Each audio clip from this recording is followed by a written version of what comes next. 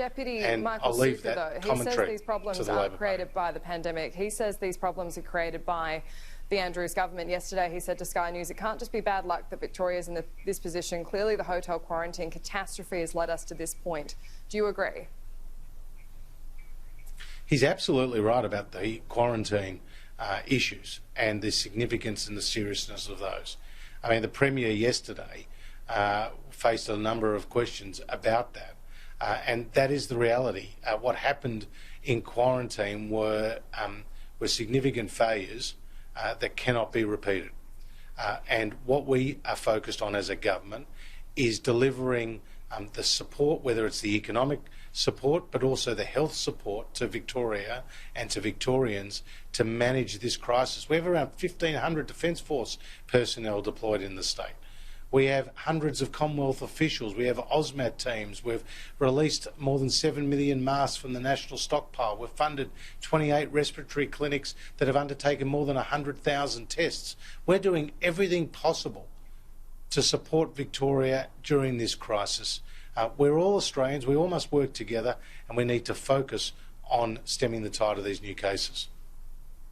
You said that the Premier faced tough questions yesterday. That was from journalists. Should the federal government be giving Daniel Andrews a harder time over these failings and asking him to take responsibility? Well, again, I'm not going to do your job. You can do your job. I'm going to do mine. No, I'm talking about and you my doing job your job. is this is a federal government response.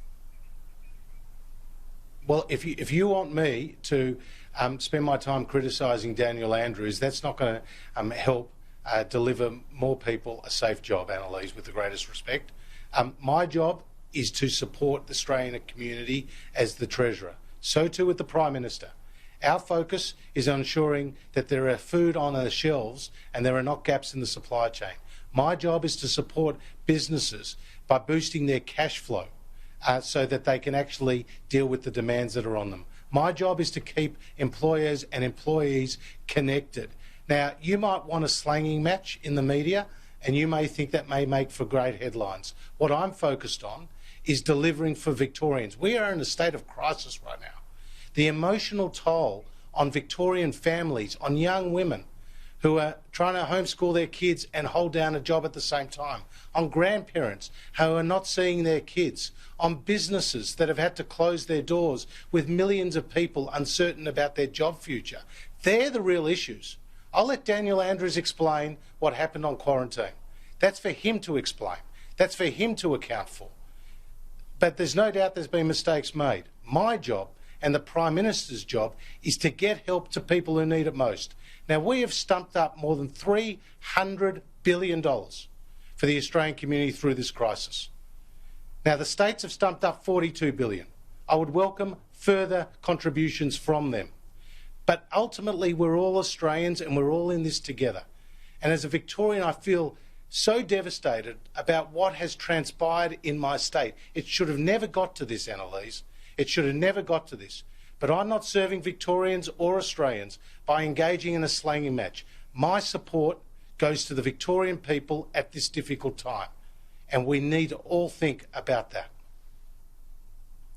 I'm sure people of Victoria agree with you on quite a few fronts there. Your job's also going to require you to come up to Canberra and isolate in a hotel for 2 weeks. Then that's 2 more weeks you're in Parliament, 4 weeks away from your family who are under the same lockdown restrictions as everyone else, which we know are incredibly tough. That's quite a sacrifice. Again, it comes with the job. And there shouldn't be one rule for politicians and another rule for the broader public.